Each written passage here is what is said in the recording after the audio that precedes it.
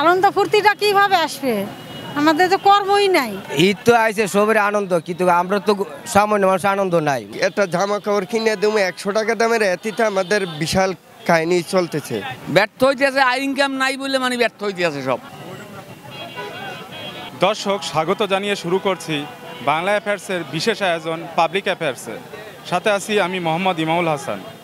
প্রতি বছর ঈদ আসলেই উচ্চবিত্ত ও মধ্যবিত্ত শ্রেণীর মানুষের ঈদের প্রস্তুতি, কেনাকাটা ও নানা বিষয় সম্পর্কে জানার আগ্রহ সৃষ্টি হয় আমাদের সমাজে। এমন একটা শ্রেণী আছে যাদের কথা আমরা কেউই চিন্তা করি না।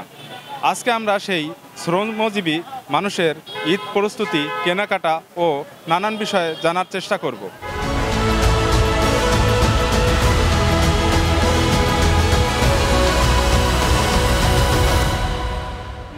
আমার জন্ম হয়েছে, আমার বাচ্চা কাচ্চা হয়েছে, বাচ্চা কাচ্চার জন্য আমি সব কিছু করতে হয়। আমার জন্য কি করবো, এখন যা আছে বাচ্চা কাচ্চার জন্য, মা বাবা বাচ্চা কাচ্চা এইটাই কাজ কাম করে কিনে তারপরে আমরা বউ বাচ্চাকে দিব, এরকম একটা আশায় আছি।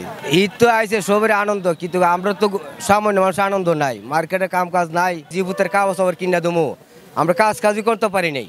তো জীবুতের কি কাগজ খবর কিনে দেবো, মার্কেট করুম, আমরা তো ধরতে গেলে মার্কেট নাই। ওই বড় লোককে গ্রুপ থেকে আরো নিয়ে খাইতো, আর কি আনন্দ করুম, কিভাবে কর্ম জানি না, এটা আল্লাহ কিসমিনে কি লাগছে জানি না।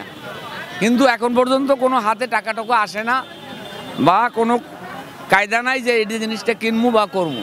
ব্যর্থ হইতেছে, আই ইনকাম নাই বলে মানে ব্যর্থ হইতেছে সব। গরিব হিসাবে আমরা কাজ কামের কর্মের হিসাবে থাকি, তখন কাজ কামই যদি কর্ম না থাকে তো আমরা কি করে আনন্দ ফুর্তি করবো? কম আনন্দ ফুর্তিটা কিভাবে আসবে? আমাদের তো কর্মই নাই।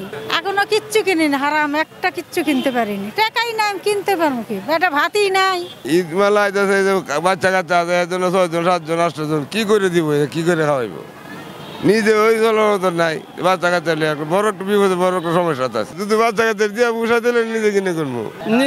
নিজের শূন্যত হইবে না, পোলা মায়ের কিনতে পারলে, মা বাপেরা কিনতে পারলে এটাই আল্লাহর রহমতে চলা যায়। বছর একটা দিন হয়েছে জামা কাপড় দিয়ে তারি নাই, খাওন জোগাড় করে ঘরে ভাত নাই, এখন কি করতাম? কটা চাল নেবো, পোলাফানের কটা ভাত একটু কাপড় লতা কিনে দেবো। পোলাফানের লাগে এই কেনা লাগবে, নিজের কষ্ট চলা লাগবে। আমরা গরিবে এখন কোন রকম খাইতে নেইতে অনেক কষ্ট। ঈদের চিন্তা ভাবনাই আমাদের নাই।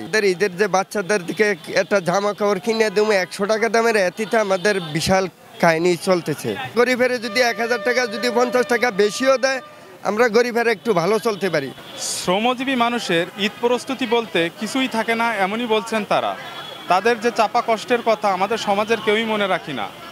এ ধরনের ভিন্নধর্মী কিছু দেখতে ও শুনতে চোখ রাখুন আমাদের পাবলিক অ্যাফেয়ার্সে।